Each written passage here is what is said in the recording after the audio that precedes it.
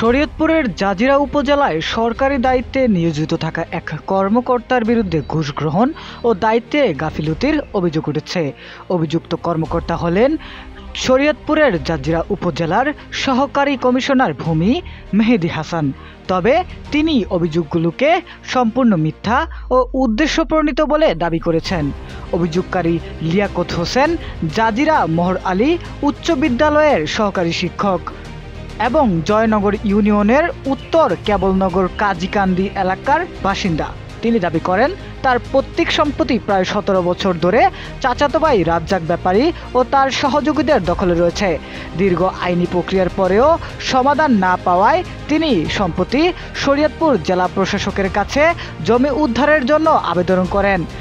শরীয়তপুর জেলা প্রশাসক বিষয়টি তদন্তের জন্য জাজিরা উপজেলার নির্বাহী কর্মকর্তাকে নির্দেশ দেন।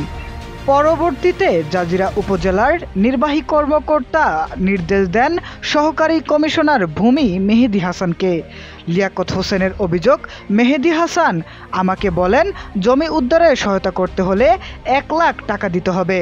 প্রথমে রাজি না হলেও পরবর্তীতে তার চাপে পড়ে আমি 80,000 টাকা দেই। লিয়াকত হোসেন আরও বলেন, ভূমি কর্মকর্তার নির্দেশে তিনি নিজ উদ্যোগে ও ব্যয়ে এক্সকাভেটর মেশিন ভাড়া করে সরকারি খাল উদ্ধার করেন। তিনি প্রতিশ্রুতি দিয়েছিলেন খরচ ফেরত দেবেন এবং জমি বুঝিয়ে দিবেন, কিন্তু কোনো প্রতিশ্রুতি রাখেননি, এমনটাই দাবি করেন লিয়াকত হোসেন।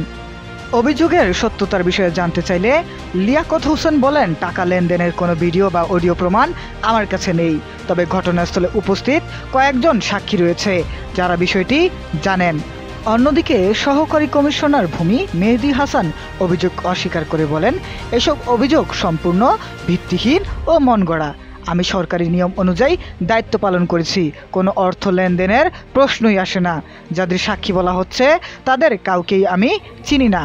সহকারী কমিশনার ভূমি আরও দাবি করেন যে সাংবাদিক এ বিষয়ে প্রতিবেদন করেছে তিনি আগে আমার কাছে সুপারিশ নিয়ে এসে আর্থিক সুবিধা চেয়েছিলেন, আমি তা প্রত্যাখ্যান করায় এখন আমার বিরুদ্ধে ভুয়া প্রতিবেদন প্রকাশ করা হয়েছে।